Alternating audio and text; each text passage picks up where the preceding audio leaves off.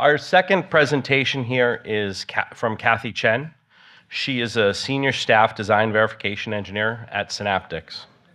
After a successful and seasoned hardware emulation career, Kathy's navigated the intricate landscape of emulation in SoC and IP development. Her journey began in 2009, and since then she's honed her expertise across various platforms and methodologies, including emulation infrastructure, speed and efficiency, SoC and IP mastery, and methodological approaches. Kathy, in today's presentation, is going to share how the Veloce Strato emulation platform addressed Synaptics' challenges around firmware development and validation. Please join me in welcoming our next speaker, Kathy Chen.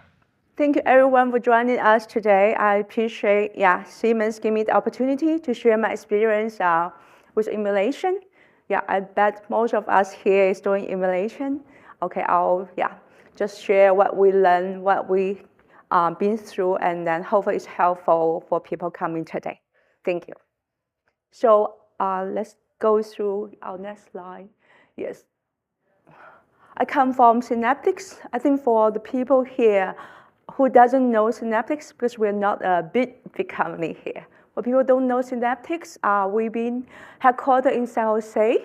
So the company was started in 1986. So we have more than 1,800 employees. Our technologies cover all the displays and touch and biometrics, and we start enable the AI across different area, video, audio, and then security processor as well.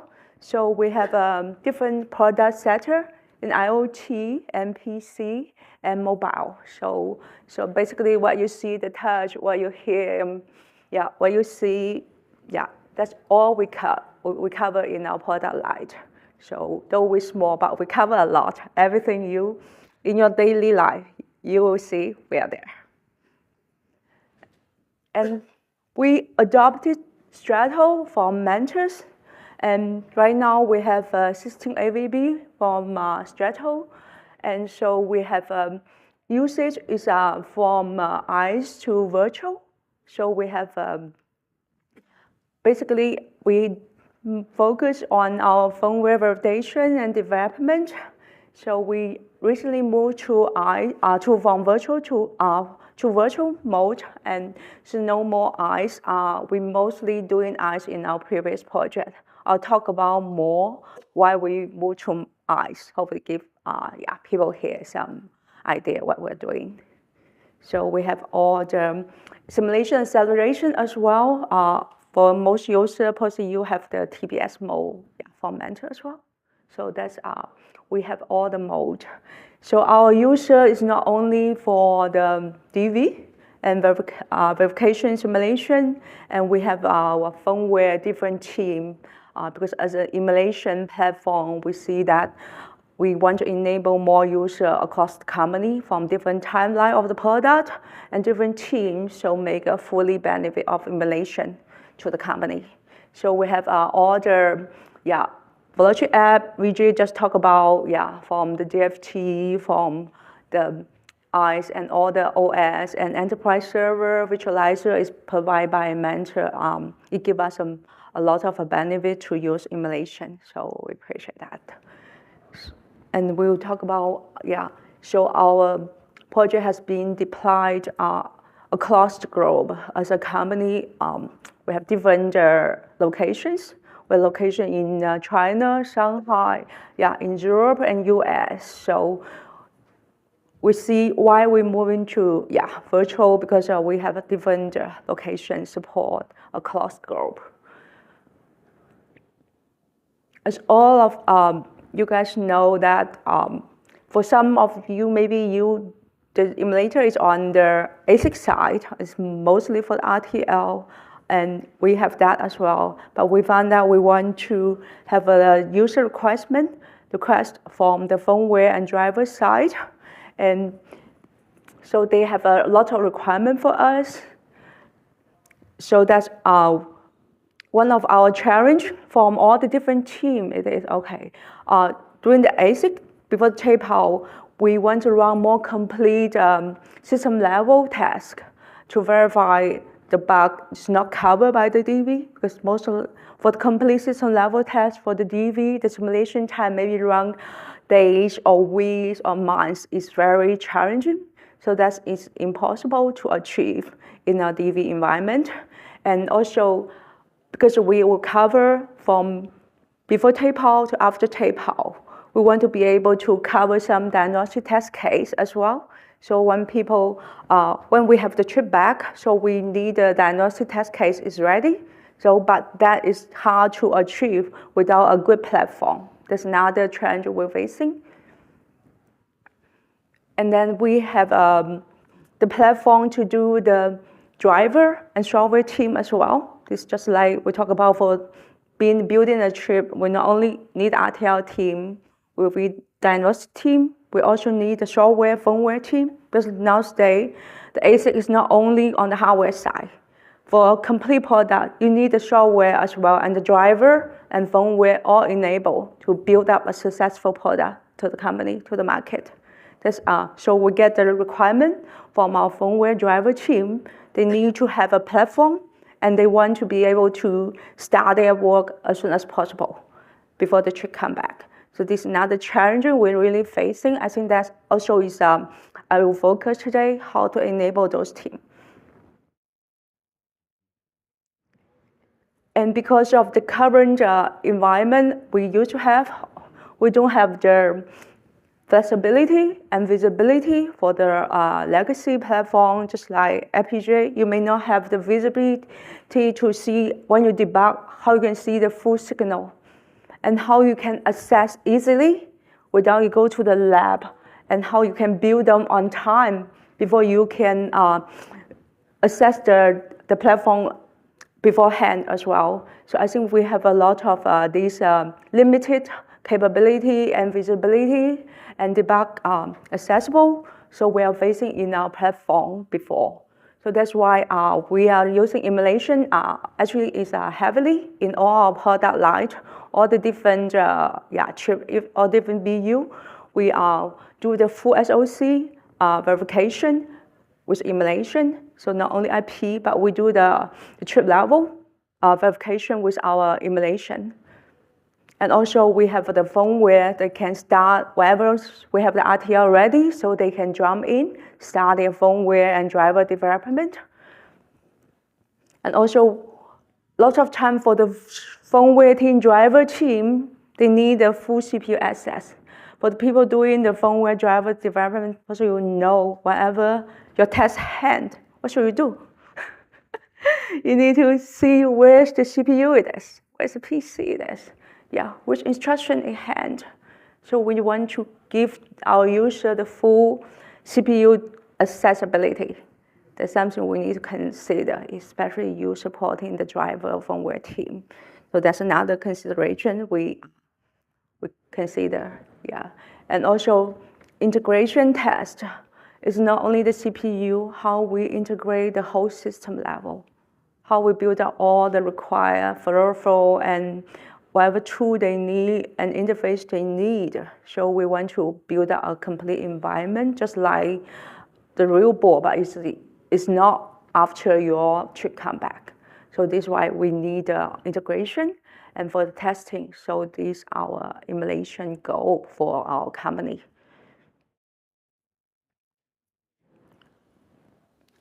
And also, with this platform, we want to achieve the system level verification and test. It's not only for the firmware driver team.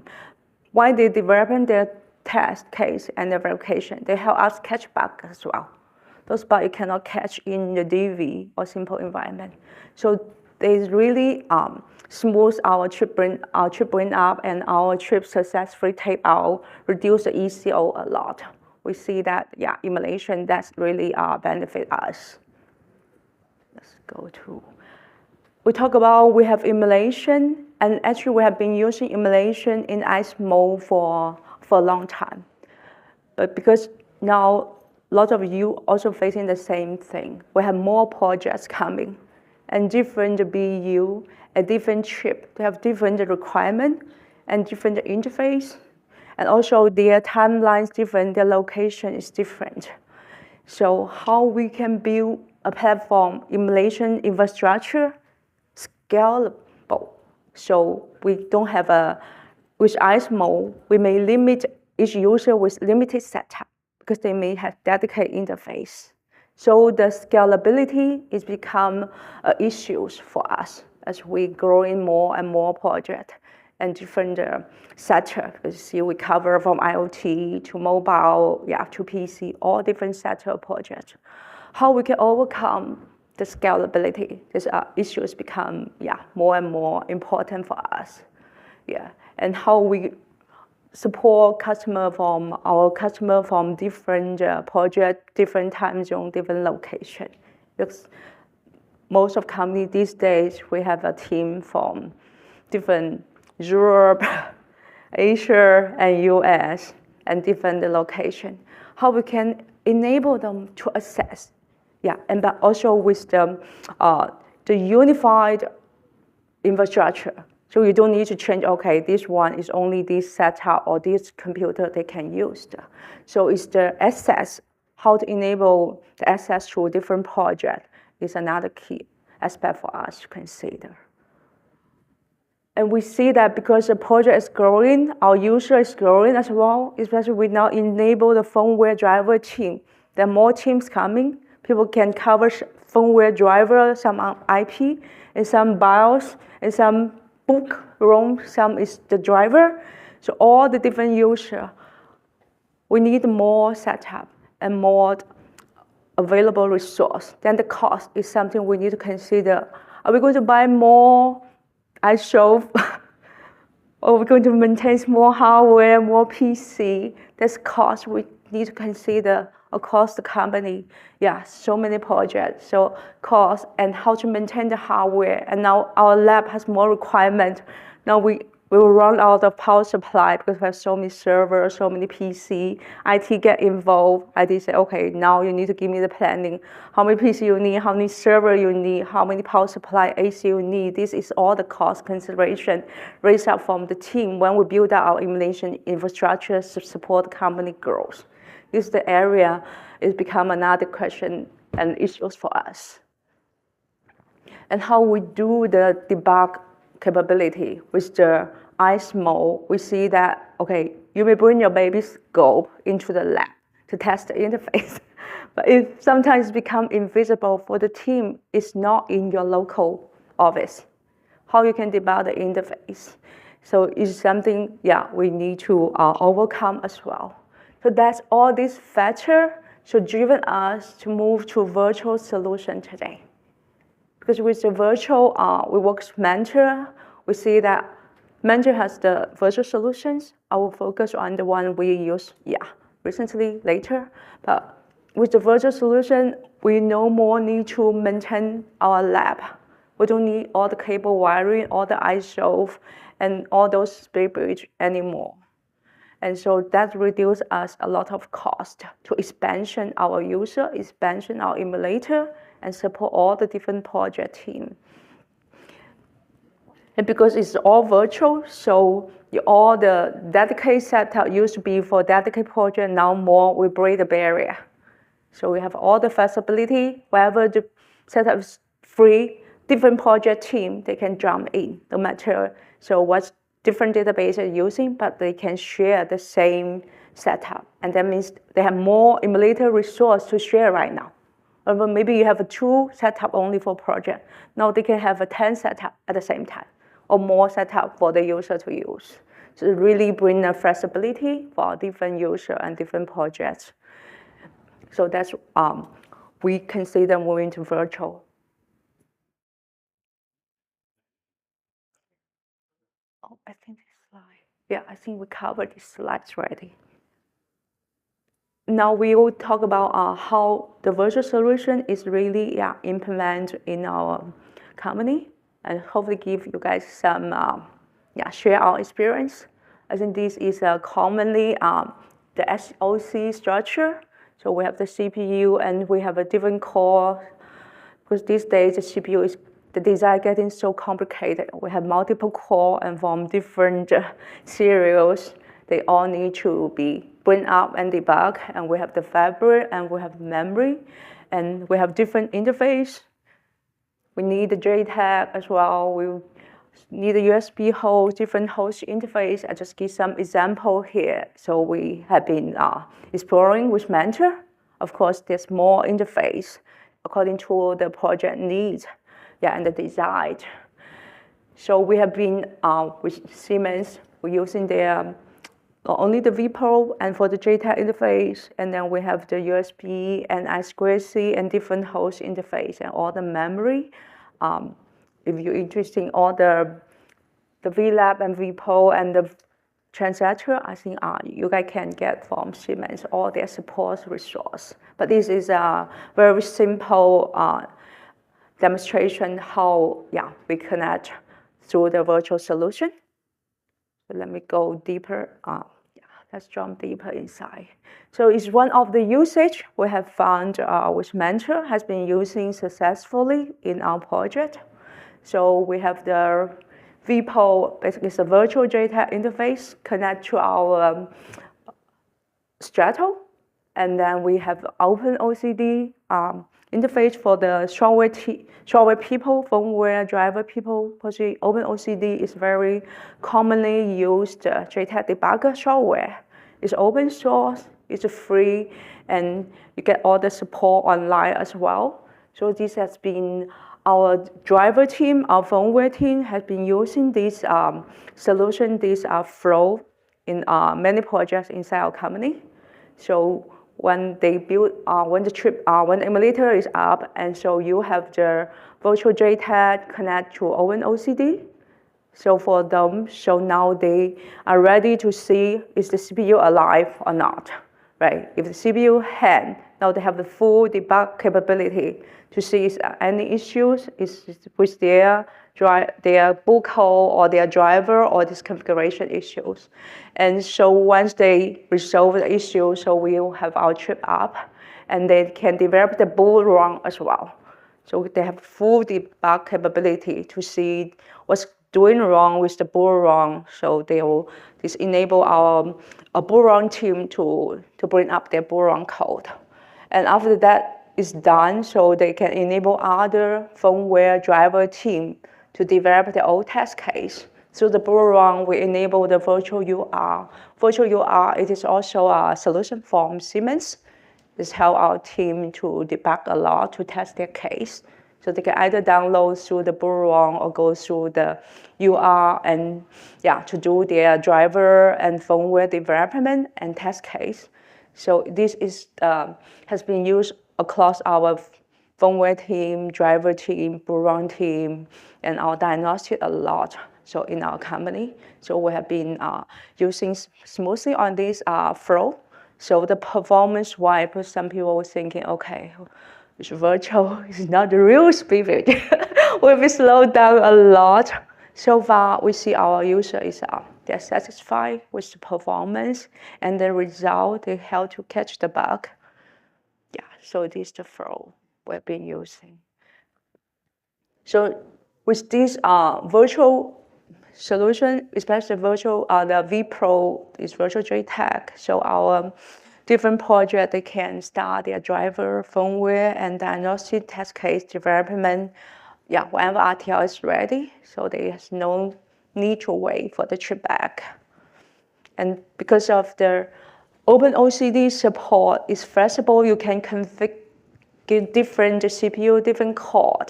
So allow our user to debug and bring up different CPU. When your design is complicated, you have multiple processors, so they can all bring up those processors successfully with this platform. And when the test case hand, so they will be able to debug fully. So either the software issue, firmware issues, or the RTL issues. So they have the full visibility for across all the project team. And of course, OpenOCD, it is open source. With the vProbe support OpenOCD, we got all the upgrade, all the bug fixing through open source, and not limited by the JTAG vendor. This actually is great benefit. So we get the full support from across all the OpenOCD forum. It's free download. So far, we have seen this virtual probe used in our multiple projects successfully. Let's look at our result. Been through so many projects, we see that we're fixing the bug for our driver firmware. Yeah, all the bugs been fixed before the chip come back. So we have a successful firmware team, the test read, and also the CPU bug, and also the driver bug is being fixed. And we've got verified the JTAG interface as well.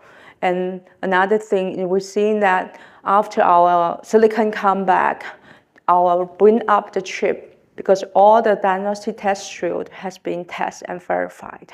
Basically, the bring up is very smoothly, in our project. We see all the project we kind of bring up, other functions will have been built up smoothly, but kind of bug-free in our bring up case.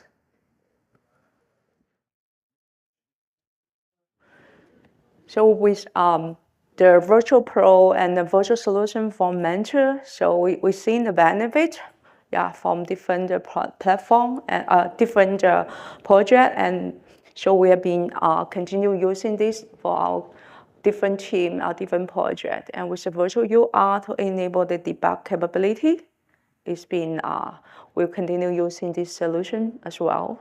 So our next step is going to employ the enterprise server from Siemens to support our project's need, because we have more user, more project coming in. In the peak time, we need to maintain the priority for the project need to tape out immediately, give them priority, and also give us benefit to see how the emulator efficiency used. It's enable we can see how we can use the night time when people they're not using it for the end of time, how we can enable other team or other even regressions running in our emulator. Thank you. So let's give a summary. So with the Veloce Strato, with the vProbe and the virtual UR, we really see that it's benefit our firmware team a lot, our driver team and diagnostic team. It's not only the AC team, it's benefit multiple teams across our companies. And the virtual solution, the virtual mode is enable our multiple locations across the global. For a company, you have a office all over the place. It is a virtual solution, give us a great benefit. You don't need to wake up your emulation engineer, maybe in the weekend or nighttime, or go to unplug the cable, reset the PC, or reset your speed bridge. So it's a great benefit for engineer and how to resolve the issues quickly. And also we have the workload to run the larger simulation is not covered by the DV team. So it's really helping us do a full complete verification before the chip tape out. So our driver team is drum up so faster, so earlier. I think that's from the company-wide view is really helping us to build the project to the marketing as early as possible. So with these OpenOCD support, it can be used even your trip back. So the software team, they use the same platform to debug and to bring up. So it's kind of give us a same flow and same platform and same infrastructure, same software for us. So we are really seeing the benefit using the virtual solution, especially the vProbe and virtual UR and the VTL from Mentor in our emulation.